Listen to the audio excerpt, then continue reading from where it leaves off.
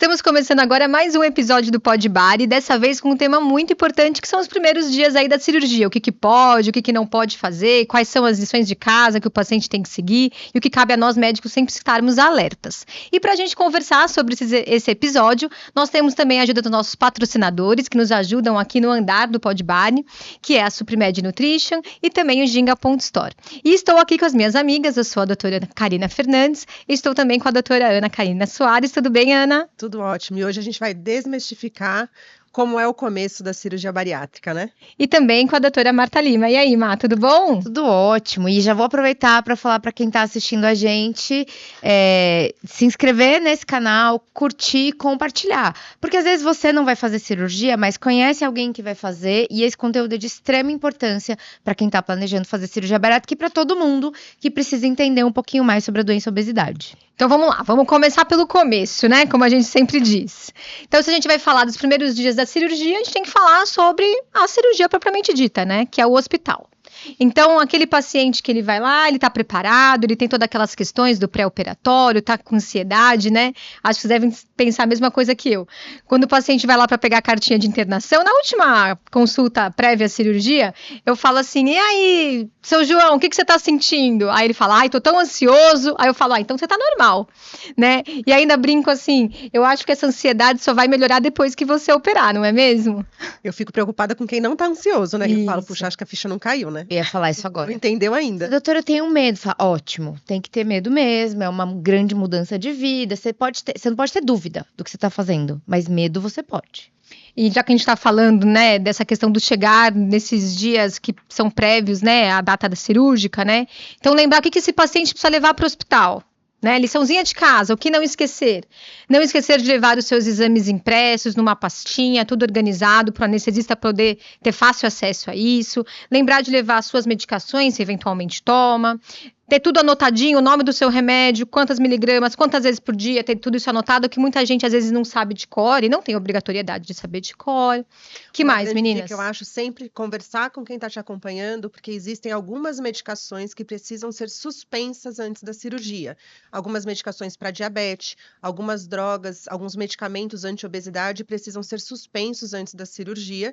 E aí é legal fazer um checklist com o teu médico. Do que eu tomo, eu posso continuar tomando tudo? Alguma coisa eu paro antes da cirurgia? Para não ter nenhuma infelicidade de chegar lá tomando a droga que não pode ou que pode atrapalhar o pós-operatório. Exatamente. E também é importante que a Karina falou da última consulta. Gente, tirem as dúvidas, tem que perguntar. Porque a gente passa tudo que pode na consulta, ao longo do preparo, a equipe multi. Mas a gente precisa saber se você entendeu, se você está confortável com aquilo. E às vezes eu tenho a impressão de que alguns pacientes... mas eu queria perguntar isso, mas aí não... Tem que falar, tem que perguntar. Nenhuma dúvida é boba. Se você tem essa dificuldade, tem que perguntar. A gente não tem bola de cristal para saber o que cada um entendeu ou deixou de entender. Então é muito importante que seja perguntado. Encontrou o anestesista? Tá em dúvida? Tem que perguntar. Encontrou a psicóloga? Tem que perguntar. A Nutri? Tô em dúvida no diâmetro da peneira. Tem que perguntar. Não tem dúvida boba, né? Não existe. Eu estava contando para vocês aqui agora. Operei uma paciente essa semana e eu sempre deixo a receita da enoxaparina, que é aquela medicação que a gente usa para prevenção contra a trombose. Eu deixo antes da cirurgia para o pós-operatório, porque eu gosto sempre que o paciente consiga trabalhar com custos, né? Quanto eu vou gastar com a medicação? Então, por isso eu sempre faço das medicações de maior custo, entrego a receita antes para poder o paciente estar bem ciente do que vai gastar na saída do hospital. Operamos a paciente, ela sangrou mais do que o comum e descobrimos depois, quando fomos falar com a família, que ela tinha tomado a medicação que ela comprou para a trombose 6 dias antes da cirurgia, quando na receita estava 6 dias depois da cirurgia. Então, não tem dúvida boba. Qualquer coisa que passou pela sua cabeça quer dizer que aquilo já é importante, precisa entrar em contato com a equipe, porque a gente não tira medo, né? Mas a gente traz conforto e segurança na informação. E como é importante também, né, ter uma equipe integrada, uma equipe completa, tanto que assim, né, tanto eu, quanto a equipe da Ana Karina, quanto a equipe da Marta, né, são equipes que são todas organizadas e voltadas para o tratamento do paciente obeso, que tem essa questão de ter equipe multidisciplinar própria, que tem um consultório voltado para o paciente obeso, peso, que a partir daí a gente vai conseguir também dar o melhor tratamento para esse paciente. Então, se você está buscando ou pensando em fazer a cirurgia bariátrica, procure uma equipe especializada, que seja uma equipe de um médico que tenha certificação de título de especialista, que seja membro titular da Sociedade Brasileira de Cirurgia Bariátrica, enfim, né? Isso é uma coisa muito importante também a gente falar na escolha do médico. Então, como a gente fala, então, no pré-operatório, tem que ter os seus exames na pastinha. A gente falou das medicações, como a Ana muito bem alertou em relação a quais medicações, porque às vezes tem que suspender. Tem que lembrar de levar meia elástica, né, em relação à prevenção da trombose que a Ana falou, também por conta da medicação da enoxaparina. Muito importante, né, tem que se desmontar, que a gente brinca, né? Ou se desmontar tem que tirar lace, unha postiça, cílio postiço, piercings em lugares esquisitos, tem que tirar tudo, né? Então, muito importante que eu falo, a paciente fala, doutora, tem que tirar isso aqui, eu falo, se desmonta, minha filha, tem que chegar lá com tudo isso certinho. Unha de gel, tudo que não nasceu com você tem que tirar. Agora, também sobre isso, sobre o desmontar, conversar com o seu cirurgião, porque existem alguns hospitais já que existe um colchãozinho especial em que eu posso operar esse paciente sem ele estar, sem o aplique, sem o cílio postiço, mas não é todo hospital que tem. Então, conversa com a tua equipe. Doutor, uso mega hair, preciso tirar? Cabe ao cirurgião entender que hospital eu escolhi para esse paciente, se ele precisa fazer isso ou não, mas é importante lembrar, porque eu já cheguei a cancelar a cirurgia, porque a paciente não tinha tirado mega hair, foi engraçado, porque eu falei, vamos tirar agora. Ela falou, tirar agora? Doutora, custa muito caro. Se cortar, eu vou perder. Eu prefiro cancelar a cirurgia. Eu tiro no cabeleireiro e a gente remarca. Eu falei, então tá ótimo, vamos fazer isso. Custa muito caro. Então, são pequenos detalhes que mudam a rotina do paciente, né? Eu acho que a gente vai alcançar esse momento que vai ter isso disponível, mas é tão difícil às vezes, pelo menos onde eu costumo circular, e às vezes tem, aí tá usando na ortopedia. Então, eu sempre prefiro prevenir. Eu falo, amanhã pode montar tudo de volta. Não tem problema. Mas no dia da cirurgia vamos desmontar, né? Porque eu ouvi você falando outro dia que pode não estar disponível. E realmente é verdade. Tem nesse hospital, mas eu não vou conseguir usar. Então tem que tomar cuidado. E outra coisa que é muito falado ainda é do esmalte. Então, quando eu me formei, não podia operar com esmalte. Porque o oxímetro, que hoje todo mundo sabe que é o oxímetro por causa do Covid, né? Mas o oxímetro não conseguia captar, mas a tecnologia vai melhorando em tudo, então hoje sim pode estar com esmalte, pode estar lá bonitinha, com a unha feita, não precisa tirar esmalte mais por conta do oxímetro, mas unhas de gel, unhas de, sei lá... blindagem, né? Tanta coisa, essas todas a gente tem que E esmalte tirar. Escuro, né, Ana? Pode. A gente antigamente falava, esmalte branquinho. Não, esmalte qualquer cor. Só não pode ter unha de gel, porque o oxímetro também não pega. Não vai pegar. Permeabiliza, né? Eu acho que o pré-operatório é isso, né? Então é tudo isso, a listinha completa, e foco e fé. Positiva, Isso né? que eu ia falar. Foco, fé, energia positiva e vambora, né? Então, a partir do momento que esse paciente ele chega no hospital, ele vai estar obedecendo o jejum pré-estabelecido pela equipe dele, vai encontrar o anestesista, vai encontrar a equipe da enfermagem, vai encontrar o seu médico, seja uma de nós três, ou enfim, o outro cirurgião, e a partir dali vai se fazer a anestesia, que é geral, para daí a gente poder fazer a nossa cirurgia, que é por videolaparoscopia ou via robótica, enfim. Deixa eu falar uma coisa que eu falei pra paciente ontem, a gente agendou a cirurgia, e aí, eu sou alérgica a isso, aquilo, eu falei, fica tranquila. Você vai responder isso umas 90 vezes, pelo menos, no hospital. Então, é importante que vocês saibam que mas gente, esse povo não se comunica, né? Todo mundo me pergunta a mesma coisa, o que tá acontecendo? São barreiras de segurança, então todo mundo vai conferir tudo. Você vai falar a mesma coisa várias vezes, e é assim mesmo. Não é que tá todo mundo, eles são confusos, ninguém se conversa, não. São protocolos de segurança. Todo mundo confere tudo, fica tranquila. Sim. A ideia é sempre que o humano pode errar. Mas se vários humanos estão checando a mesma coisa, a gente vai diminuir a chance de erro e de risco para próximo do zero, que é o nosso objetivo, né? Então, por isso, tanto checklist, né? Check-in, check-out, checklist o tempo inteiro para garantir segurança. Perfeito. Bem, então a gente sabe que a gente atualmente fazendo a cirurgia, né? Seja por via videolaparoscópica ou por via robótica, enfim, as cirurgias hoje, por conta da tecnologia, elas são feitas com muita segurança e rápidas, né? Então, normalmente a gente demora 1 hora e pouquinho, 1h30, enfim. E aí terminou a cirurgia. Então, Então, operou, vai para recuperação pós-anestésica, vai ficar lá com o anestesista, até tá bem acordado, tá bem confortável. E a partir daí vai ser encaminhado para o quarto. E aí vai começar o tema do nosso episódio, que é o que eu posso fazer agora que meu médico foi embora? O que eu já posso fazer? Alguém tem que me puxar para eu levantar? Ou eu já posso levantar? Eu posso tomar o líquido? Como que funciona, meninas? Vamos falar um pouquinho sobre esse momento que eu cheguei no quarto. Eu acho que o que eu falo sempre pro meu paciente é a primeira ação, que vai ser a mais produtiva, é a caminhada. Quanto mais rápido houver a caminhada no pós-operatório, mais rápido vai absorver os gases que a gente injeta para fazer a cirurgia. Então, a gente injeta um gás carbônico, o CO2, para a barriga ficar bem estufadona e a gente poder operar, seja por laparoscopia ou por robótica. Esse gás ele vai ser absorvido espontaneamente. E a caminhada ajuda muito nessa questão do movimento e da absorção pela cavidade abdominal. E melhora muito o desconforto, né? Então, eu falo que o melhor remédio para dor é a caminhada. É a caminhada, fato. A dor não é muito importante, mas quando ela existe, a caminhada ela é salvadora. Então, se eu tivesse dar uma recomendação, é caminho o mais rápido possível. E a caminhada também ajuda a gente a diminuir chances de trombose. A gente já usou lá compressor pneumático, vai usar a prevenção profilaxia medicamentosa, usou a meia, mas a caminhada, a imobilidade é o que aumenta o risco de trombose. Então, quanto mais rápido você caminha, você tem menos dor, aquela sensação de desconforto vai passando, as coisas meio que voltam para o lugar, ajuda na expansibilidade pulmonar. Gente, é só coisa boa a caminhada. Não tem nada que a caminhada não beneficie. E é tão bom a gente falar sobre isso, né? Porque às vezes o paciente chega no quarto e às vezes tem algum técnico de enfermagem ou enfim, algum colaborador ali do hospital e fala: não, você não pode caminhar, eu vou trazer aqui a comadre ou o papagaio para você fazer xixi, não pode levantar. Se é o paciente seu, ele tá bem orientado, ele fala: não. Minha médica falou que eu tenho que caminhar sim, eu já tô bem acordado e eu vou. Claro, se tá com muito sono, acabou de voltar da anestesia, tá muito sonada, espera, tá bem acordado. Ninguém tá com pressa, né? Eu brinco assim, respeite seu momento. Tá com sono, dorme. Acordou, tá mais desperta, vai caminhar. Porque é isso que a Ana comentou, né? A caminhada é um ótimo remédio para tudo, é o que vocês falaram. Não só para prevenir a dor, mas também para prevenir doença pulmonar, porque se a gente fica muito deitado, a gente não respira direito. Previne trombose, etc. A caminhada para o paciente bariátrico é assim, ouro, né? E se a sua família tá olhando, chama lá todo mundo, se você vai operar. Porque às vezes a gente vê umas mães, não, mas não pode levantar. Não, pera, calma que eu vou te puxar tua mão. Não, gente, não. Deixa o paciente, se ele tiver dificuldade, vamos ajudar, esteja ali ao lado, mas deixa caminhar, deixa se movimentar, deixa levantar sozinho, tá tudo bem.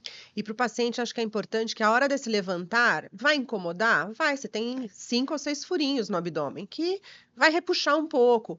Sentir a tração da feridinha não é o impeditivo para fazer o movimento. Pelo contrário, tem pessoas que vão levantar, parece um Robocop, né? 10 minutos para assim, ficar né? sentado, só aumenta o desconforto e a dor, porque gera mais contração da musculatura. Levanta normal, fica em pé normal, mesmo que repuxe, não está te colocando em risco em nada. E às vezes a pessoa tem medo do movimento porque acha que é bom, mas eu vou mexer, meu estômago está recém-cortado. De fato, você não vai mexer e esse movimento que você faz de levantar, sentar, tossir, rir, não vai interferir em nada com movimentação gástrica. A movimentação do seu estômago tem mais a ver com a dieta e da própria fisiologia do que o seu movimento. Então, deixa o corpo livre. Porque às vezes esse Robocop, esse endurecimento, essa tentativa de proteger, só gera mais dor nas costas, dor na coluna, não dorme direito porque acha que não pode se mexer na cama, então se deixe livre que é a melhor opção. E você fica tenso, né? Nossa, você fica falou duro já, ali, você fica... Não, Imagina, Robocop é melhor o estresse, né? Já viram? Não tem um pessoal que chega no consultório uma semana depois, Aqui, o ó. passo é tão duro que ele não dobra o joelho. Verdade. Aí você fala, tá tudo bem? Tá. Não E é. pior que tá, e aí... Ele vai você tá sentar, duro assim? você acha que tá fazendo aquela câmera lenta da gravação, né? Ele senta devagarinho, ele levanta devagar. Gente, sofrido, né? Piora. Então, deixar livre em movimentos, porque nada que você faça de movimentos naturais, sentar, levantar, tossir, rir, vai te colocar em risco. Atividade física intensa, obviamente, você não precisa chegar do hospital e fazer uma faxina, nem ir para academia, isso ok. Mas o que é básico, o que é físico, normal, faça sem medo. E a outra coisa é as dúvidas, né? Que a gente vai dar alta e... mas pode subir escada? Doutora, eu moro num sobrado. Sim, podemos subir escada. A outra coisa que é muito comum é... eu só durmo de barriga pra baixo. Gente, vai ser uma semana sem dormir. Vai, Karina, ser uma semana sem dormir? Imagina, ainda brinco. Se eu opero o paciente hoje, Hoje de manhã, à tarde ele me manda mensagem. Doutora, posso dormir de lado? Eu falo, se você estiver bem, até de bruço. É. Eu falo, pode dormir de conchinha, que é gostoso. É ótimo. Sabe que outro dia eu fui dar uma alta, eu falei, ai, pode dormir de qualquer coisa? Eu falei, pode dormir até de cabeça pra baixo, mas eu queria dizer que era de barriga pra baixo, na verdade.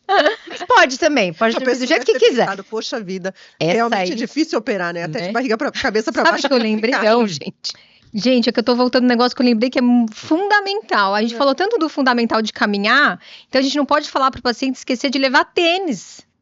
Tênis pro hospital. Porque se ele leva o chinelo, ou até aquele chinelo, aquele de enfiar aqui, ó. Tipo pantufinha, assim, de enfiar o pé? A chance de cair é grande, né? É. O pessoal da fisioterapia, eles ficam muito preocupados com isso. Então, levar tênis mesmo pro hospital, botar o tênis e sair pra caminhar no andar. Você sabe que isso é uma recomendação que eu não faço, Também mas não. eu tô aprendendo aqui. Eu não. Não, Havaianas, melhor Você não coisa. precisa andar com croque que trava É. no chão e cai. Que até a gente Chinelo tropeça. confortável. Mas, gente, mas o É, tênis é tão boa. bom. Não, é Você tem ótimo. que tirar o tênis cada vez que você É chega bom em que se casa, né? mexe. Achei boa a dica, mas a Havaianinha também. A gente vou fala do deixar. tênis. Não me convenceu, mas eu vou Interessante. pensar sobre o assunto. É, Tchau. achei interessante, um aprendizado novo. Eu não peço tênis. A gente Eu fala ainda do tênis falo por que a isso. meia antitrombose não tem os dedinhos do Pai- pé, né? Justamente pra você enfiar Exato. no chinelinho e caminhar feliz. É. Entendi.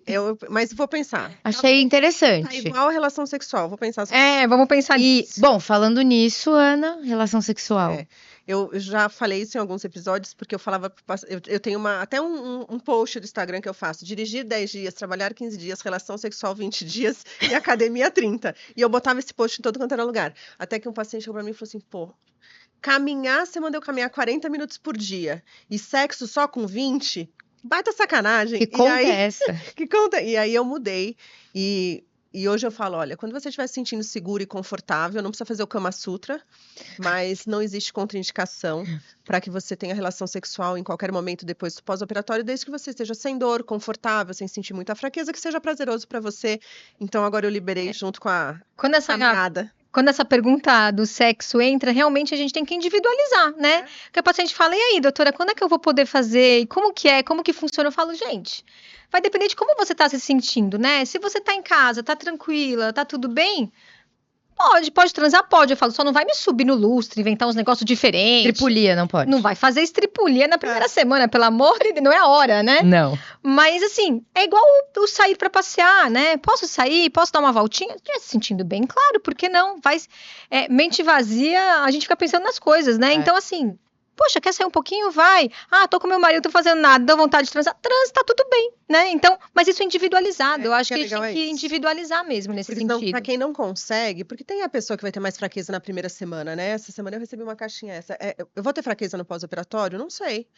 Tem aquele que não parece que operou, É. mas tem aquele que vai ter no quarto, quinto dia pós-operatório, vem aquela fraquezinha para alguns.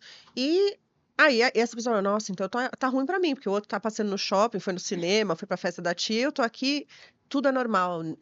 É muito individual o pós-operatório, né? Tanto em relação à dor, ter um pouco de fraqueza na primeira semana, tem insegurança ou não. Acho que vai muito do individual. A gente precisa ter alerta do que isso é uma zona de preocupação, chame seu médico. Agora, todo o resto não é obrigatório que todo mundo vá. Aliás, não é obrigatório, não, né? Quase ninguém vai caminhar exatamente igual, né? É super diferente, né? Inclusive, quando a gente fala de dor, né? A grande maioria fala, não, mas você me operou mesmo? Tem certeza? Oh, não tô. Mas a grande maioria não tem dor, caminha super bem. E aí, como é que você vai falar para um paciente que tem zero dor, ele tá assim, fantástico, exato, e o outro tá ali ainda durinho? Não dá pra você dar a mesma orientação pros dois. Então, tem ali uma faixa de normalidade, dentro tem muita variação, não tem jeito. E a dor é um negócio muito particular, né? É. Super. Tem pessoas que têm um limiar de dor super alto. Então, pra pessoa falar que tá com dor, cara, o mundo caiu, né?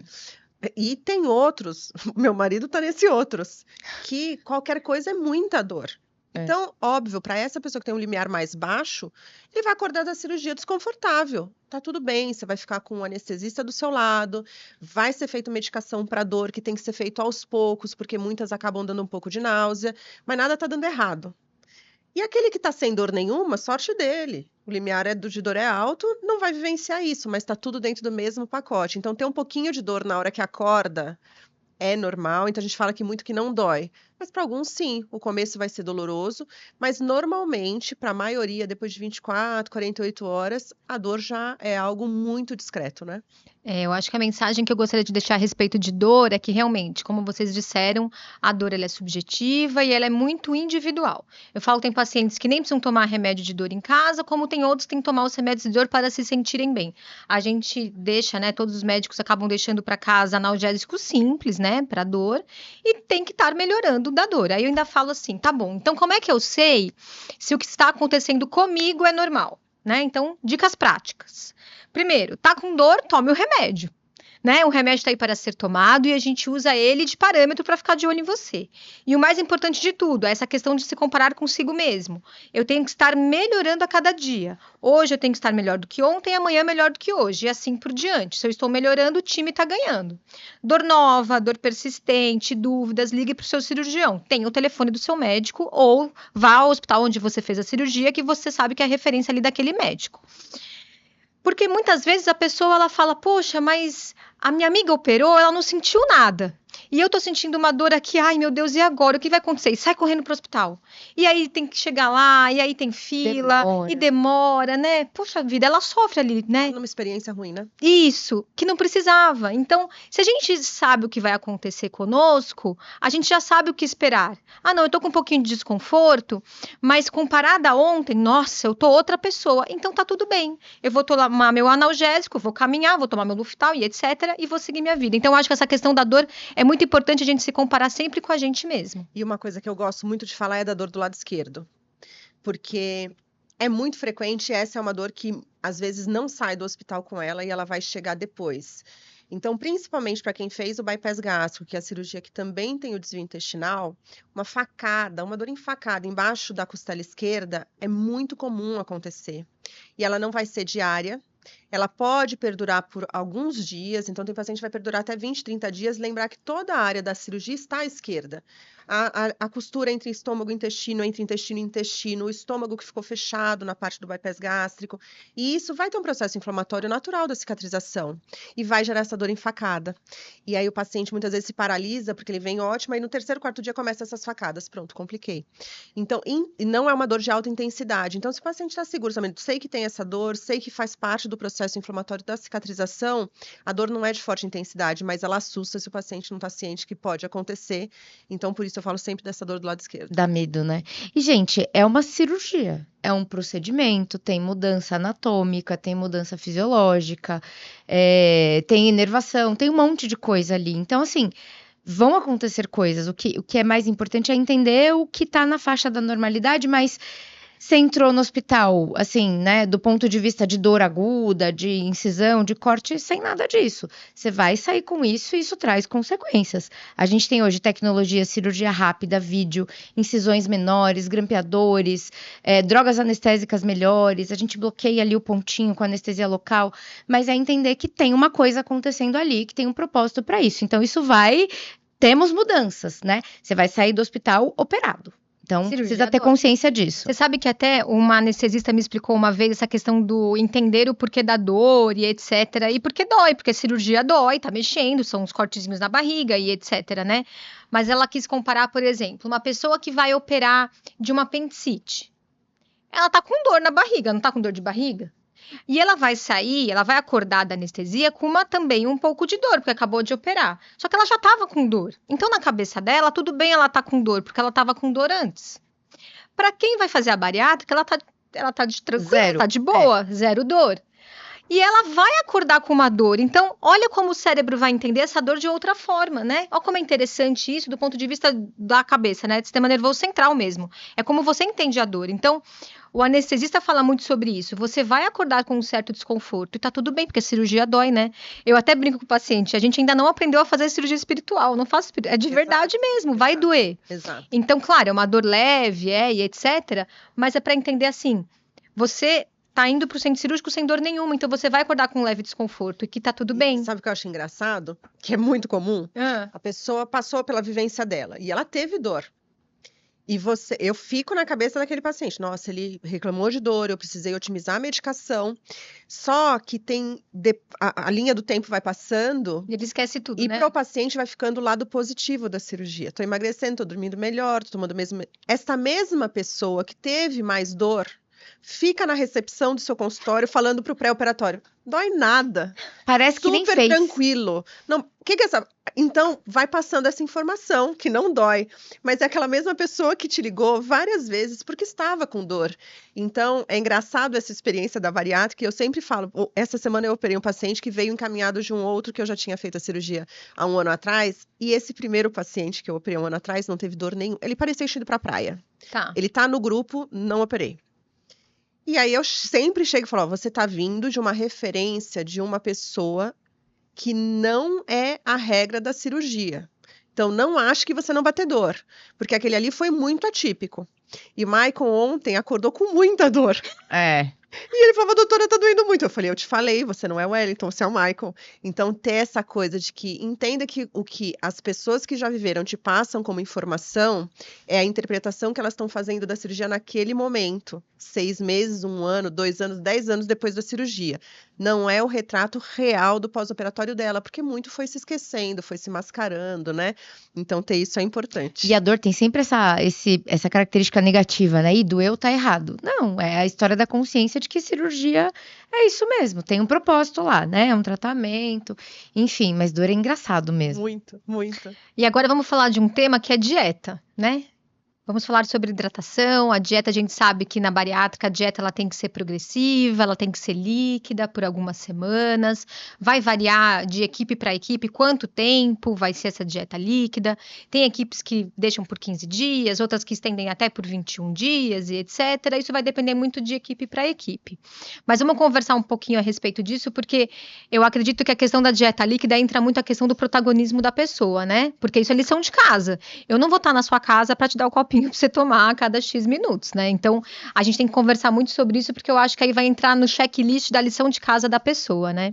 E uma coisa que às vezes eu vejo que o paciente pensa é que a dieta líquida é para emagrecer. Tem muito essa ideia de, não, mas eu vou tomar um mês só de líquido, então eu vou fazer meu irmão vai fazer comigo, ele vai tomar só a dieta líquida comigo, eu opero e a gente faz.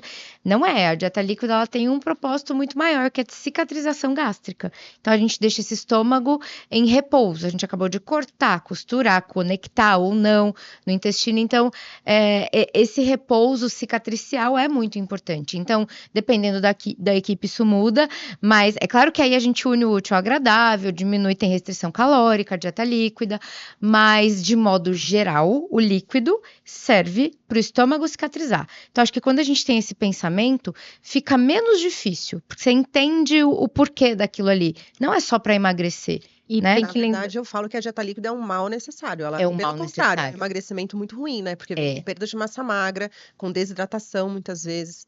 Então, é necessário, mas ela não é boa, É. de fato. E se tem 2 palavras que a bariátrica precisaria ter no checklist do paciente em vermelho, assim, do tipo, preciso muito, seria caminhada e hidratação. É. Né? Na primeira semana, quando eu dou a alta, eu falo, ó, essa semana nem pensa que é dieta, pensa que é hidratação. Não me importa o quê, mas você no final do dia precisa quantificar que você bateu sua meta de volume. Porque a desidratação aumenta o risco de trombose, aumenta muito o risco da sensação de fraqueza, mal-estar, não é falta de comida, às vezes é só desidratação, dor muscular por desidratação. Então, a palavra hidratação na primeira semana tinha que estar, sei lá, brilhando, né? Brilhando. Que a gente pudesse ter uma... E como é importante a nutricionista ela pedir, especificar para essa pessoa que ela tem que tomar X ml a cada X tempo, né? Para cumprir a meta dela do dia, porque assim... Um efeito muito maravilhoso da bariátrica é realmente tirar fome, tirar sede, porque às vezes a pessoa ela vai ver lá a dieta da Nutri Bariátrica e fala assim, gente, eu vou passar uma fome que eu tô desesperado. E pior que eu não posso nem furar a dieta, né? Porque senão a doutora falou que tem que cicatrizar, então eu não vou poder furar minha dieta. E realmente não passa fome, né? Essas mudanças hormonais que acontecem por conta da bariátrica, esse paciente ele tem menos fome por questões hormonais e etc. Que por um lado é maravilhoso, que bom, ele não vai ter fome, tá tudo bem, né? Aquelas dietas restritas que muitas vezes a gente acaba não conseguindo fazer por conta da fome, de sentir Fome, desconforto, dor, não tem isso com a dieta líquida bariátrica. Mas, por outro lado, se você não tem fome, não tem sede, você esquece de tomar o líquido. E aí desidrata, como você falou, né, Ana? E aí vai aumentar N riscos. Então, é lembrar que tem que fazer a regrinha, né? Eu até falo, bota para celular para despertar cada X minutos, né? Para tomar o líquido, tomando com ou sem sede, e etc. E aí, eu acho que eu vou até dar um exemplo que eu acho bacana, que aconteceu há muito tempo, tá? Mas eu nunca esqueci. Que era uma coisa que eu nem imaginava que pudesse acontecer, porque nunca esteve na minha própria pele, né? Porque eu não sou bariátricada. Era homem, eu vou falar que ele tinha, sei lá, uns seus 46 anos, 47, então assim, já é uma pessoa que tem suas experiências, sua vida, né, não era jovem, nada. E ele fez a bariátrica, meninas, foi muito bem, no pós-operatório dei alta. Eu acho que foi, sei lá, no terceiro dia, foi logo depois, assim, não foi tanto lá na frente. Ele ligou pra gente surtado de verdade, assim, olha, eu não aguento mais, eu não sei o que fazer, e aí eu fiquei preocupadíssima, eu falei, mas porque você tá com dor, o que tá acontecendo? Ele falou, não, eu não aguento mais meu telefone tocando a cada 20 minutos pra eu tomar um líquido. Eu quero desistir dessa dieta líquida. E eu achava esse negócio meio tranquilo, assim, né? Aí não, mas peraí, e eu não entendi no telefone, eu pedi pra ele ir no consultório à tarde, pra eu ver o que tava acontecendo, que eu achei que era alguma coisa grave da cirurgia mesmo, porque foi naquele comecinho, né? E quando ele chegou, ele tava ótimo, não tinha nada. Não, doutora, aqui, ó, tem nada. O meu problema é tomar esse troço, esse telefone aqui, não quero mais saber dele. E a minha sorte foi que naquele dia estava toda a equipe multi, inclusive a psicóloga, que aí ela teve aquele approach de chamar ele, conversar, e depois que ele se foi, ela veio falar comigo, ela falou, não, realmente, Karina, ele deu né? Ele deu uma enlouquecida com esse telefone tocando toda hora. E aí a gente pensou em outras estratégias para ele levar aquilo mais tranquilo. Mas olha que interessante, né? Como você também tem que estar preparado para passar por isso. E também individualizar, né? Vai ter a pessoa que precisa desse over de controle. E outras ela quer o papel, ela quer anotar. Então, eu vejo aqui na minha cabeça, claramente, meus pacientes estão lá na anotação, ela quer te ligar no final do dia e falar que tomou 1.750. Tem aquele outro que não pode ter isso porque é pira. Então, tem muitos que eu falo, a hora que você se sentir seguro com o tamanho do gole, abandona o copinho. Vai para o seu copo normal. Então, eu acho que também tem essa coisa de você conhecer e entender quem é aquela pessoa que está do teu lado e qual vai ser a melhor abordagem para aquela pessoa. Então, para o teu paciente, o celular estava sendo negativo. Para outro, pode ser super âncora positiva. Então, não tem certo, não tem errado. É quem está ali naquele momento e como a gente vai traçar uma estratégia para manter a hidratação. Não, e é legal a gente trazer isso, porque cada um, né, se conhece. Então, vamos dizer, né? É muito importante a pessoa entender, então eu vou ter que fazer isso. Para mim, o que é mais tranquilo? É deixar eu anotado? É deixar o celular tocando? É ser mais, né, mais de boa? De boa. Porque vai ter que fazer. Exato. Então, a maneira como você vai fazer não pode ser uma regra. Não. Né? Achei interessante isso, sabe? Eu levo muito isso, eu falo até pros pacientes, sabe? E olha como nada é bobo, a gente tá discutindo se põe o celular ou não. Então, assim, a bariátrica, ela é tanta coisa que vai mudar, né? Assim, você tem que estar tão preparado. A sua rotina muda completamente, apesar de você conseguir manter uma parte dela, na sua cabeça, gente, acabou tudo, eu não posso mais nada, eu não posso isso. E aí é interessante entender que não, você pode andar, subir escada, põe o despertador se você quiser no líquido, vai conversando e vai entendendo como é que você passa por isso melhor. Não precisa ser sofrido, não é obrigatório ter sofrimento. Aliás, não é para ser. Agora, eu queria pegar um gancho do que a Karina falou, não que eu discorde dela, eu concordo completamente que a cirurgia bariátrica, ela vem com uma questão hormonal que traz muito a saciedade, mas na minha vivência, eu encontro alguns pacientes que na dieta líquida tem a referência da fome. Então, eu queria dizer que tudo bem, até porque a gente tem várias fomes, né? É isso que eu ia falar. Então, é verdade que a saciedade, ela vai tirar a fome física, mas a gente está lidando também com desejo, com vontade, com uma dieta líquida que é monótona sim. Então, às vezes, a interpretação daquele indivíduo de que ele queria comer sei lá, eu quero comer uma carne e eu tô na dieta líquida. Ele interpreta isso como fome. Então, não é infrequente a insegurança que recai sobre alguns do tipo, Ana, eu operei e todo mundo fala que não tenho fome, eu tô sentindo fome. E eu sempre falo, tranquilo, porque a gente tem o comer hedônico. Então, fica tranquilo que com a evolução da dieta, quando ela começa a ficar mais variada, vai ter essa sensação de saciedade também desse outro tipo de fome. Então, trazer isso para... De novo, cada um é único. Alguns vão poder ter essa sensação do fome porque eu quero comer. Eu ouvi uma explicação que um neurologista deu para essa questão da fome pós-bariátrica, que achei muito interessante também. Tem isso que você falou para você ver, né? Porque são sensações. Exato. Então, é difícil a gente explicar. É isso, é aquilo, enfim. Então, uma explicação que me deram, que eu achei muito interessante também, que eu acho que quando a pessoa tá lá falando, mas eu tenho fome, e agora, né? Uma outra explicação que eu achei muito interessante é assim. O nosso estômago, não só o nosso estômago, né, mas todo o nosso trato gastrointestinal, ele conversa com o nosso cérebro a partir de um nervo chamado nervo vago. O nervo vago, ele é um nervo muito rudimentar, ele é grosso, ele parece uma corda de violão, que ele sai do nosso cérebro para fazer toda a inervação do estômago, esôfago, intestino e etc. Muito bem. E ele é rudimentar, então vamos pensar nele bem primitivozão, igual o homem das cavernas, né? Diferente da nossa pele, pensa na pele. A pele, a gente sabe pela pele o que é gelado, o que é quente, o que é aveludado, o que é áspero. Gente, a pele é maravilhosa de inteligente com o nosso cérebro. Agora, o que o nosso estômago nos fala? Ele fala, tô com fome, tô com dor e às vezes tá doendo, eu acho que é fome. Sem ser operado, tá? Gente normal aqui, sem operar, normal, sabe? Às vezes a gente tá com dorzinha do estômago e fala, acho que tô com fome. Porque realmente o vago, ele conversa de uma forma muito rudimentar. E aí, o que esse neuro explicou, que eu achei legal, que assim, ele fala que o nosso cérebro ele funciona como gavetas, né? Que são as sensações que chegam no nosso cérebro. E realmente é um HD, igual um computador, né? Então, quando você opera, então vai lá, a Marta vai lá, opera, né, a paciente dela, e aí a paciente sai do centro cirúrgico, chega no quarto, e aí o estômago começa a contar para o cérebro tudo que está acontecendo. Me cortaram, me costuraram, olha, tem um fio aqui, olha, tem um grampo de titânio em mim agora. E ele começa a contar isso para o cérebro. E o cérebro nunca recebeu aquela informação. É uma informação nova, porque ele só conhece a gaveta da fome e a gaveta da dor. Aí, ele abre a gaveta da dor e entrega para a pessoa, porque está doendo mesmo naquele momento. Ok, a pessoa entende que é dor. Só que aí ele começa a receber, o cérebro, uma sensação, uma informação diferente, que não é mais aquela dor.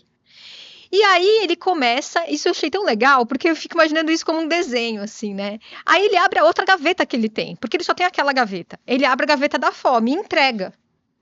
E é isso que ele faz mesmo, ele vai lá e entrega para a pessoa. Aí a pessoa fala, então é fome. Mas não é fome. E aí ele fala, então eu vou ter que fazer uma nova gaveta. Aí ele faz uma nova gaveta, entrega e aí entende. E é isso mesmo que acontece. Eu achei tão interessante. Não tô nem tirando a questão de ser realmente fome ou não.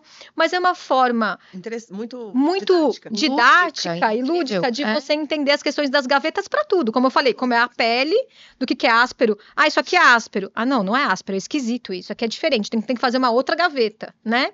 Então também uma outra forma da gente entender... E também entender no seu próprio momento, como cada um é um, e se naquele dia você está sentindo fome, tudo bem, então vamos aumentar a ingesta hídrica, vamos aumentar o whey protein, vamos aumentar os caldinhos, que às vezes traz mais saciedade de comer alguma coisa, né? E respeitar aquele momento que vai passar, porque o cérebro vai entender a gaveta, né? E é o novo, né? O novo, ele abre novas gavetas. E outra coisa que é nova, talvez não para a maioria dos nossos pacientes, mas é a tomada de vitaminas. Tem pacientes que já tomam medicações, às vezes a maioria, né? Para diabetes, para hipertensão, para dor articular, enfim, para uma série de coisas. Mas tem gente que não toma nada, teoricamente. Existe esse paciente que tem a obesidade que ainda não manifestou doenças novas. E aí esse paciente vai viver uma rotina. Tem lá a dieta líquida, acabei de ser operado. Não sei se está doendo ou não. E aí eu tenho a obrigatoriedade de tomar a vitamina. Porque eu sei que a minha ingesta diminuiu. Eu sei que essa cirurgia me traz um risco nutricional maior, ainda mais nesse momento. E eu lido, às vezes, mas eu vou ter que tomar vitamina a vida toda. E acho que isso pode ser enxergado de uma maneira mais leve. Poxa, tem que tomar vitamina porque eu não estou comendo. Quando eu volto a comer, essa dinâmica alimentar pode ser diferente. Talvez eu não consiga... Eu brinco com meus pacientes assim, pensa numa mina de ouro. Seu organismo está acostumado a peneirar ouro de uma quantidade de areia. essa quantidade de areia vai diminuir. Ele começa a peneirar, ele fala, mas aqui não tem nada, gente, do que eu estava acostumado a ver. Então, você tem menos riquezas, porque você tem, não necessariamente alimentação rica ou não, mas assim, o que você peneira é menor, porque o montante de areia é menor. Então, você precisa ajudar. Dar ali uma vitamina, alguma coisa para esse organismo se complementar. Então, às vezes, isso é visto como, mas imagina fazer bariátrica, eu vou ter que tomar vitamina a vida toda, para quê? Então, assim, é uma parte de um processo tão grandioso que pode ser enxergado de uma maneira mais leve, E né? explica então para o pessoal a questão então da tomada das vitaminas nesses primeiros dias da cirurgia, como tem que ser diferente, né? Tem que ser as Verdade. mastigáveis, por conta dos comprimidos grandes, que não pode tomar comprimidos e etc. A gente até estava tomando as vitaminas aqui no intervalo, que a gente sempre toma e comenta e tal, enfim. E aí, uma das coisas que a gente tem preferência é por vitamina mastigável. Existem diversos sabores, às vezes no começo pode ser mais difícil, porque a questão do paladar muda, mas entenda, né? A gente fez um tratamento, a gente é adulto, a gente faz o que precisa, não só o que a gente quer. Então, a vitamina é necessária, você precisa suplementar. Tem vitamina de gotinha, assim como a gente tem opções aqui, por exemplo, aqui na nossa mesa, a gente tem uma opção ótima e mastigável, com absorção grande de nutrientes, uma tabela nutricional completa. Isso tem que fazer parte do seu dia a dia. Poxa, mais pra frente, a gente vai ter ali... Ai, doutora, eu tô um pouquinho enjoada desse sabor. Tem vários sabores, mas...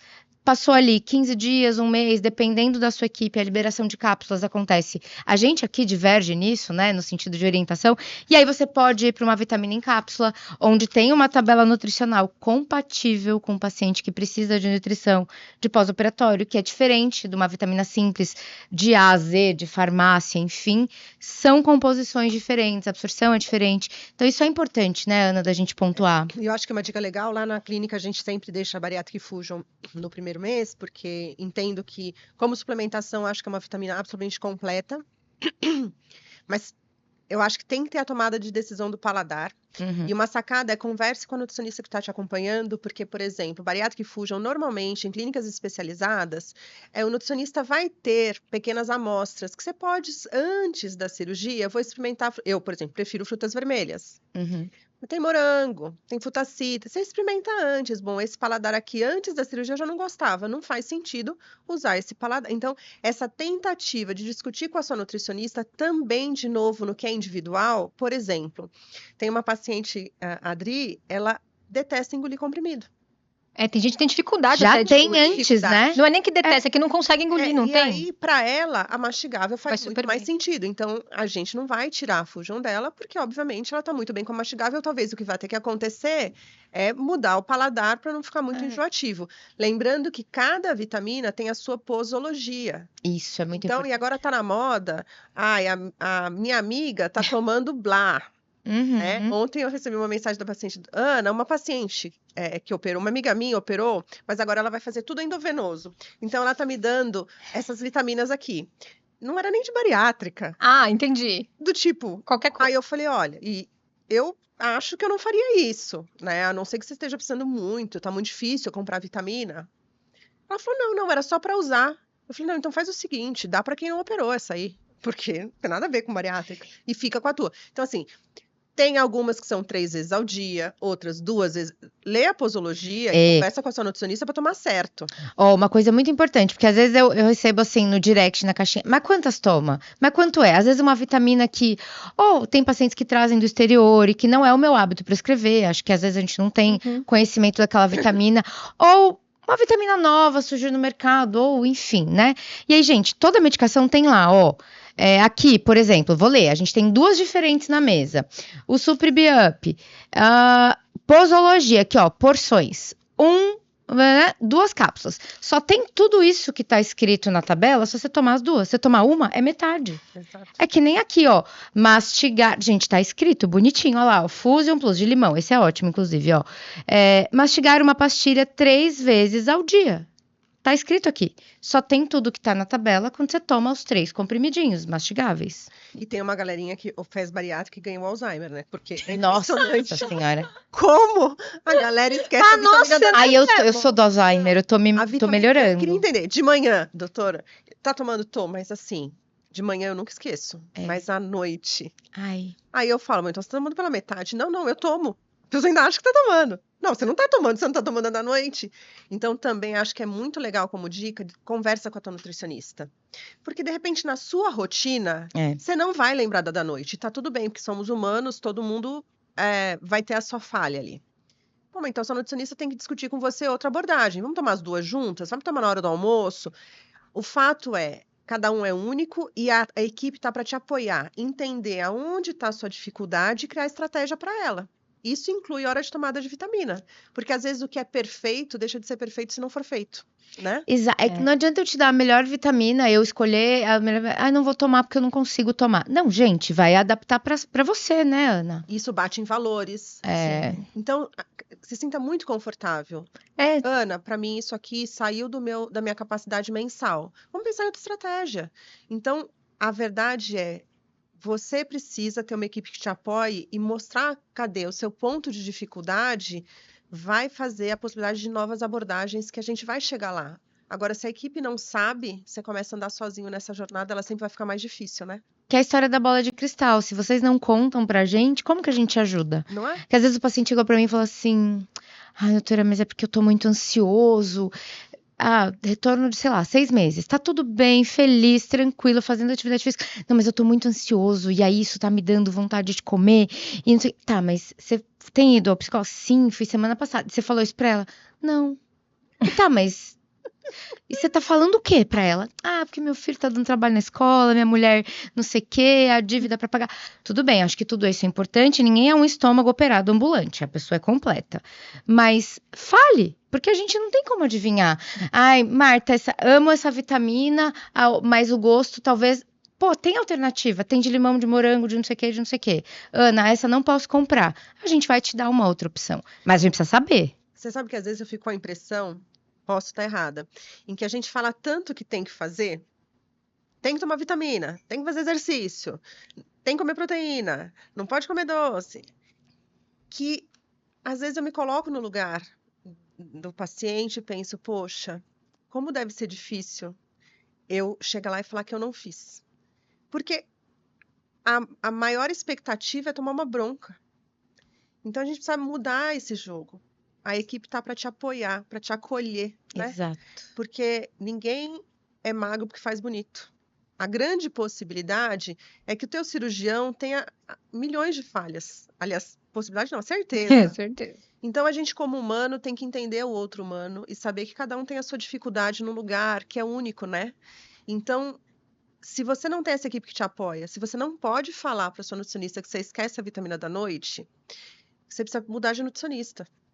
Porque a verdade é que tem que ter uma equipe que você se sinta muito confortável a falar tudo e que ali você só vai receber acolhimento e novas estratégias. É isso. É entender esse lugar como um lugar de ajuda, de apoio, né? De seguro. Tipo, eu tô falhando, eu vou lá perguntar. Então, quando a gente fala de apoio, eu acho que valeria a pena que a gente também conversar sobre: é obrigatório eu ter um acompanhante? É obrigatório eu ter uma pessoa do meu lado 24 horas na minha casa nesses primeiros dias? Como que funciona essa parte do apoio ou não? É obrigatório, né? Então, quando a gente fala sobre isso, obrigatório é? Não, não é, certo? Claro, se você vai estar dentro do hospital, você vai ter a equipe da enfermagem que vai estar lá com você, que vai estar todo o apoio do ponto de vista de medicar, qualquer alerta avisar o médico e etc. Em casa, é obrigatório também ter alguém? Não, não é. Mas, gente, vamos combinar, né? Que a gente vive em sociedade. É tão bom ter alguém para conversar, ter alguém para nos ajudar, ter alguém para bater um papo, para fazer alguma coisa pra gente. Eu acho que eu falo muito sobre isso, né? Eu acho que o apoio é mais por uma questão de conforto mesmo, do abraço quentinho que vocês falam, né? De, receber uma visita, vamos bater um papo, vou na casa de alguém, etc. Porque realmente essa questão do apoio familiar ou de um amigo ou o que seja, não é obrigatório, mas é muito bom quando isso acontece. Eu acredito até que o pessoal da saúde mental, as psicólogas falam muito sobre isso nas consultas pré-operatórias. Vai ter alguém para lhe ajudar? Como que é a dinâmica familiar? Como que funciona isso dentro da sua casa?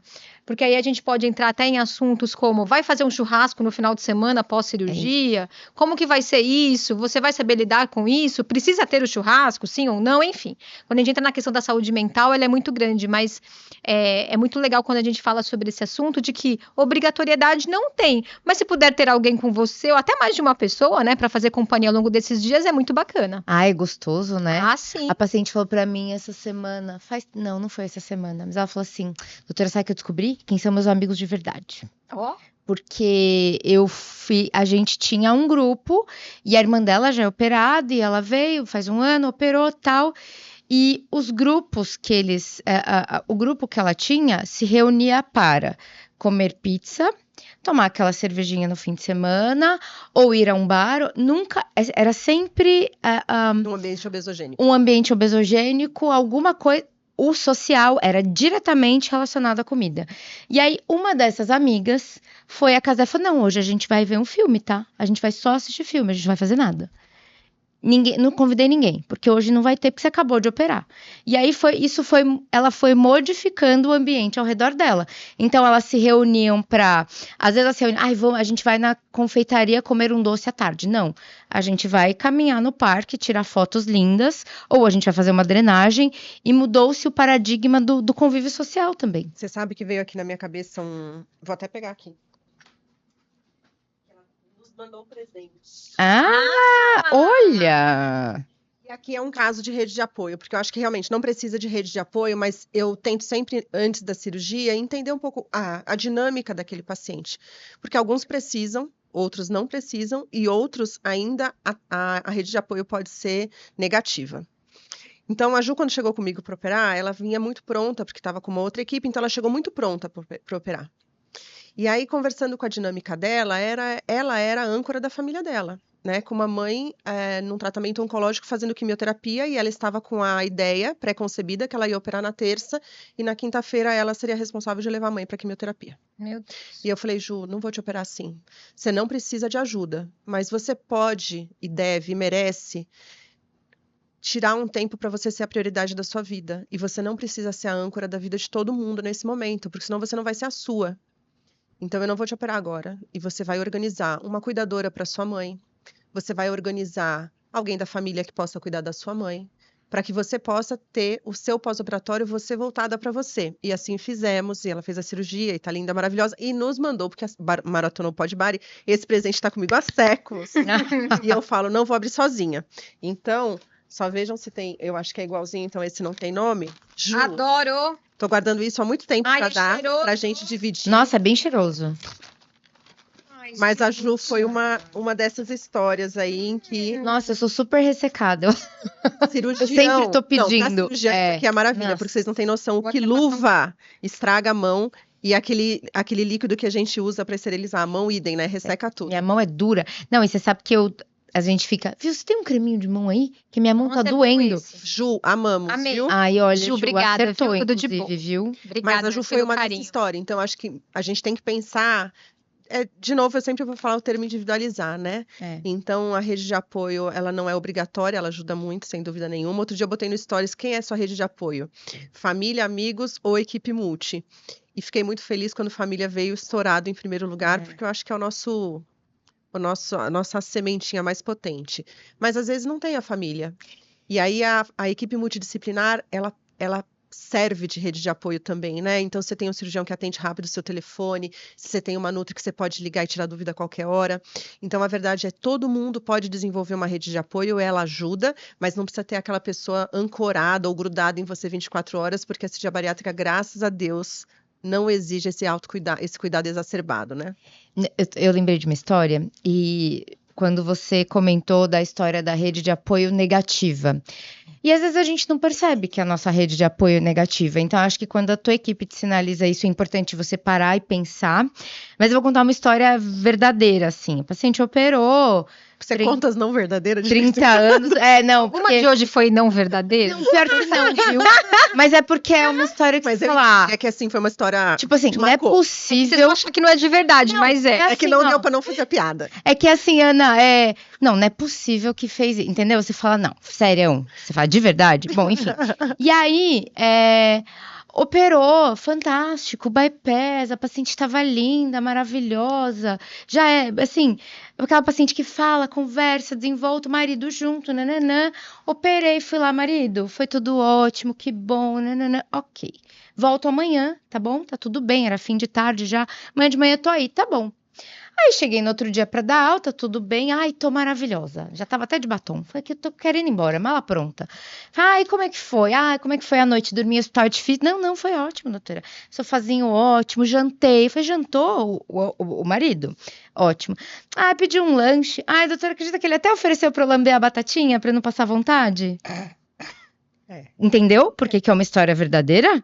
Pegou? Da mesma forma que eu não vou ficar entrando em mil Quase histórias, desmaiei. mas é que agora é uma coisa que eu lembro que me incomodou demais.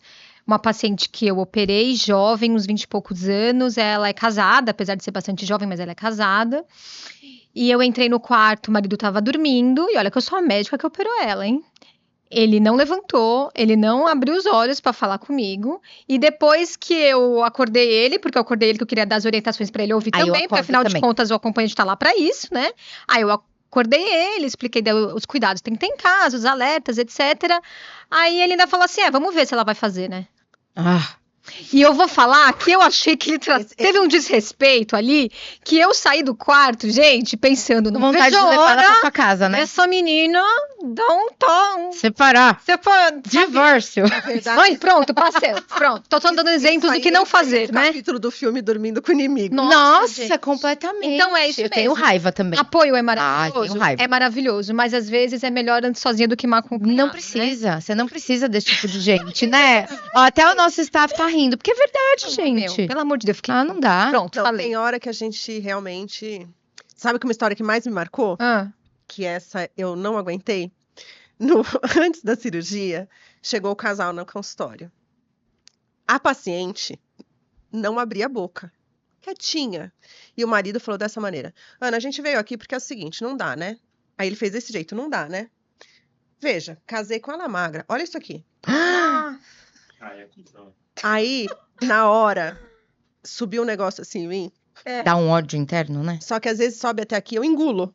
Faz mal, mas eu engulo. Mas nesse dia, minha trava tava baixa. Aí eu falei assim, eu concordo com você. Mas sabe o que eu adoro? Normalmente, quando eu vejo isso aqui agora no pré, depois eu vejo tapa na bunda no pós. Então eu vou adorar quando eu ver isso acontecer. e ele? Cara, Ah. acabou. É óbvio, Acabou Torta a de consulta. climão. acabou a consulta, né?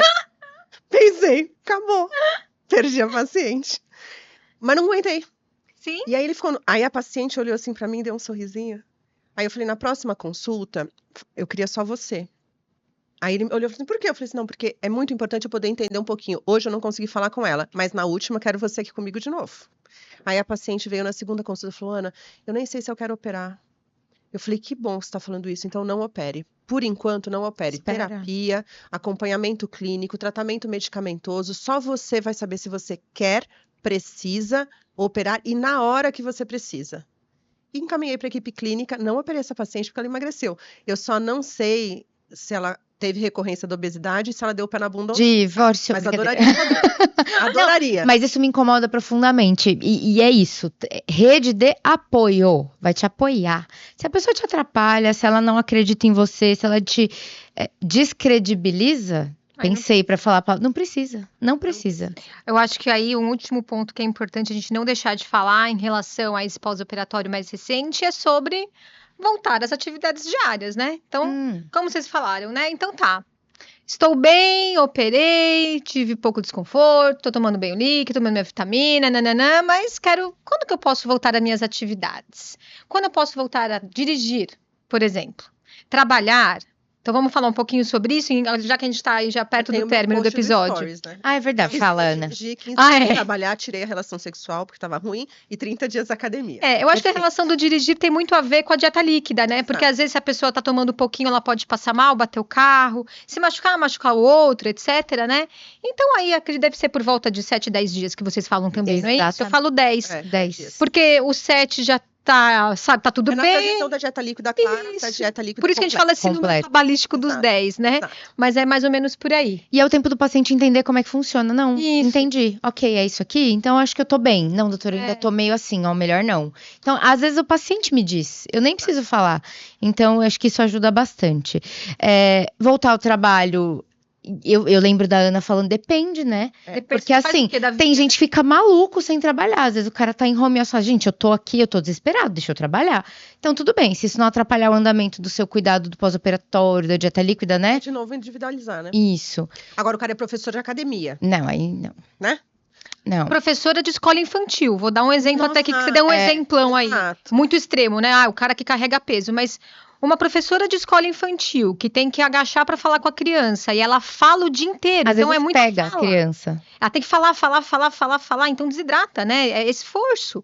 Essa mulher não pode voltar na primeira semana a trabalhar na Eu sempre escola. falo isso. Pensando no gancho da professora, porque eu tive recentemente. Eu acho que também no pré-operatório, é um pré-operatório longo, gente, né? Não é operei semana que vem, né? Não. Não é o apêndice que eu cheguei e operei. Dá pra conversar no trabalho. De repente, essa professora precisa muito voltar a trabalhar, mas ela pode ter um auxiliar na sala pra ajudá-la nessa primeira jornada, nessa primeira fase. Então, acho que quanto mais no pré-operatório, toda a sua rotina é pensada e organizada, mais leve será o pós-operatório. Então, eu posso conversar no meu trabalho, vou fazer uma cirurgia, vou ter tanto tempo de dieta líquida, o que vocês querem? Posso fazer home office esses 15 dias? Você pode voltar a trabalhar no dia seguinte. A empresa que falar, não quero, tem que ser presencial, e ela fica 2 horas da sua casa, Não. 15 dias, não é? Atestado. Então, acho que é isso, individualizar. Eu não ia falar que eu operei uma cantora. Ela falou, quanto que eu posso voltar a cantar? Eu falei, olha, que interessante, cantora. Aí eu falei, depende. Uma cantora de ópera que tá querendo vir aqui Ai, no podcast cantora. com a gente, ela já falou com você. Que ótimo. Sim. Mas é que eu ia te comentar de uma cantora que eu operei, a Marina. Marina é maravilhosa. Eu operei ela e o irmão dela também depois, que é saxofonista, o irmão dela. Olha. Enfim, a Marina, ela é cantora de ópera aqui de São Paulo. E foi a primeira cantora de ópera que eu operei, né? Porque são difíceis, né? São raros. E eu operei e eu falei, pode voltar com 15 dias, sei lá, né? Foi isso que eu deve falei. ser, né? Tá bom. Só que ela é cantora, ela é, como é que fala? Ela é contratada, né, da USESP. Então, ela tem que fazer, ela tem que trabalhar cumprir a carga horária, etc. E eu descobri com a Marina a dificuldade e as limitações do diafragma. Usa muito o abdômen. Ela não atingia as notas que ela sempre atingiu nos primeiros meses. Ela não conseguia atingir. Por isso que a fono quer vir aqui. Isso. E aí ela entrou com uma lembrei. fonoaudióloga, que elas têm lá, né? Porque afinal, né, esses cantores de coral, ópera, tem toda essa questão, né? E aí ela conseguiu retornar, mas ela me mostrou essa dificuldade que eu não sabia. Então, quando os cantores me procuram, agora eu falo, olha, mas saiba que tem isso, já tem uma fono pra te ajudar no pós, né? Exato. Tá vendo como cada profissão tem sua particularidade. Voltar até pode, né? Mas não vai ser como antes. Então vai ter um trabalho ali depois. E falando sobre desempenho de cada um, eu acho que também valeria a pena a gente falar sobre retorno à atividade física. E vou dar o exemplo. Aí a gente vai falar de exemplos que acontecem dentro da nossa própria casa, né? Tal como a Marta já operou, o irmão da Marta já operou, meu irmão também já operou, e eu vou falar do exemplo do meu irmão em relação ao que pode e ao que não se pode fazer. Porque muitas vezes a gente fica preocupado, porque tá recém-operado, não pode fazer isso, não pode levantar, não pode... Nanana. E a gente fica... E ele operou, foi no final do ano, então tava calor, era uma época de bastante verão. E aí era um feriado, aí eu falei, eu vou aí te ver na sua casa. Eu acho que ele tinha menos, sei lá, uns 4 dias, Ana, de cirurgia. Aí ele falou, não, peraí que eu já tô chegando. Mas chegando da onde? Onde você foi, né? Aí ele, Karina, quer saber? Eu tô ótimo, tô muito bem. E eu não aguentava mais ficar na minha casa, a verdade é essa, eu fui no parque. Aí mas você foi com quem? Fui sozinho, peguei meu Gatorade e fui. E foi ótimo, quer saber? Ele ainda falou assim, sentei num banco, fiz amizade com um senhorzinho que tava lá, fiquei batendo papo, sei da vida inteira do cara. E foi ótimo, entendeu? Eu já voltei outro, eu tava cheio de caraminhola na cabeça. Pensando não sei o que, pensando não sei o que lá. E aí eu fui, fiz amizade com o senhorzinho, dei um rolê ali, vi as arvorezinhas, os passarinhos, tô ótimo. Muda tudo. Então, olha, eu acho que o retorno à atividade física fala muito sobre isso, né? Você sair pra caminhar no parque, como o meu irmão foi, não é vislumbrando perder peso, emagrecer, ganhar músculo. Não é pra espairecer mesmo. Cabeça. Eu acho que é o famoso espairecer, né? Eu acho que o primeiro mês a caminhada é o espairecer e prevenção contra a trombose, mas com 30 dias acabou a brincadeira, tem que ir para academia. Bora, sim. Ou um personal, enfim, cada um vai ter que escolher a sua atividade física. E uma coisa que eu até fiz um post outro dia, eu entendo que muitas pessoas com obesidade acreditam não gostarem de exercício, porque a academia é um lugar super castrador para muitos. É E tem a hostil. dificuldade do esforço também, né? Porque a obesidade dificulta muito a mobilidade. Então, cara, você fazer exercício com 30 quilos acima é diferente de você fazer exercício no seu peso ideal. Então, vem aquela ideia que eu odeio academia, odeio exercício. Experimenta depois do pós-operatório, porque muitos vão descobrir que gostavam. Que estava lá no seu perfil, curti muito. E hoje eu tenho um monte de paciente meu que eu acompanho fazendo corridas, que hoje eu tenho inveja, porque eu adoro correr. E que viraram maratonistas depois da bariátrica. Então, tem que fazer exercício, é inegociável. Depois de 30 dias é coisa de adulto, tem que fazer, não é porque gosta. Mas brinca com as possibilidades para você chegar ao que você gosta. Porque se você tiver que fazer o que você gosta de fazer, fica muito mais fácil, né? Então, vai para natação, vai para musculação, vai para um personal, crossfit, enfim. Brinca até você ver que realmente talvez você tenha aptidão por alguma delas. Não, e você falou agora da maratona, meu irmão, gente, é o paciente, acho que é um dos pacientes mais disciplinados que eu tenho, viu? A casa de ferreiro, o espeto de ferro. Mas assim, ele correu meia maratona, que era um dos sonhos dele, ele disse que vai fazer uma inteira. Então ele tá assim, muito bem, construindo massa muscular. Religião dele é tomar vitamina, whey, proteína, bater meta. Caminhou 13 dias esses dias aí na Romaria. Então, assim, ele é meu paciente, um dos meus pacientes modelo, exemplo. Eu adoro falar dele. Beijo, Rafa. Te amo. E quando a gente usa as experiências dos outros, a gente pode também pensar, aprender e até pensar, poxa, como você mesma falou, quer dizer que então pós-bariátrico pode virar maratonista? Claro que pode, né? Desde que tenha todo o acompanhamento, até como pessoas que não fizeram bariátrica para ser um maratonista também tem que ter um acompanhamento médico, multidisciplinar, nutricionista, preparador. Ninguém nasceu corredor, né? Você não aprendeu a correr? Agora eu já desaprendi de novo. Enfim. Eu acho que esse nosso papo aqui, a gente conseguiu desenhar uma boa linha, né, de entendimento dessa jornada e dessa história dos primeiros 20, 30 dias da bariátrica. É muito legal a gente falar sobre isso, porque é o primeiro tchan que o paciente vai ter, né? Falou que eu queria falar sobre qual? Intestino. Muito boa. bem. Porque é muita pergunta sobre isso. Então, a cirurgia, ela vai impactar pela própria mudança da anatomia, pela mudança da microbiota intestinal e também pela restrição alimentar, vai mudar o padrão intestinal no começo. Então, é muito comum e a maior parte das pessoas vão ficar mais constipadas. E aí é muito legal você sinalizar para a equipe. Passou de 4, 5 dias sem evacuar, não está nada de errado acontecendo, mas vale a pena sinalizar para a tua equipe, porque eles vão julgar se vale a pena entrar com alguma medicação ou não. E também pela mudança de microbiota, alguns terão diarreia também. Então fica uma variação do hábito intestinal. Eu falo para o paciente, vai variar. Então vai mudar a cor toda hora, vai mudar a forma, e entenda que essa mudança tem relação com a sua microbiota, com a sua dieta e está tudo certo. Então sinalizar isso acho que também é importante, que tranquiliza alguns aí. Precisava, muito bom. Acho que é isso, né, gente? Acho que a gente falou bastante coisa. Acho que é sempre um episódio que as pessoas procuram muito, né? Que é a história do fiz bariátrica e aí, né? E agora? O que acontece? Muito bem. Eu acho que a gente tem que fazer isso sempre mesmo, porque eu até adoro, porque a gente tem experiências, histórias e até a nossa própria experiência frente a tantas pessoas que a gente já operou e a gente encontra dentro do nosso consultório, dentro dos hospitais. E quando a gente leva a experiência dos outros para pessoas que irão fazer a cirurgia, essas pessoas também podem saber o que pode inspirar, entender essa individualidade e a partir daí saber quais são os passos que ela tem que dar para poder ter a melhor experiência quando ela for enfrentar a cirurgia bariátrica dela e o pós-operatório. Então, agora, para quem assistiu esse episódio, e ele realmente é muito importante, compartilha com quem você acha que vai fazer a cirurgia bariátrica, compartilha com amigos, porque quanto mais essa informação puder chegar a quem precisa, a gente vai estar cumprindo o nosso propósito, né? Que é trazer informação de qualidade, de maneira leve, sobre obesidade e cirurgia bariátrica e quebrando preconceitos. Não se esquece de se inscrever. Vai compartilhar essa informação, que é muito importante também, mas se inscreve no canal pra gente saber que vocês estão gostando aí do que a gente tá fazendo também. Então, pessoal, até o próximo episódio do Pod Bari. Vem com a gente.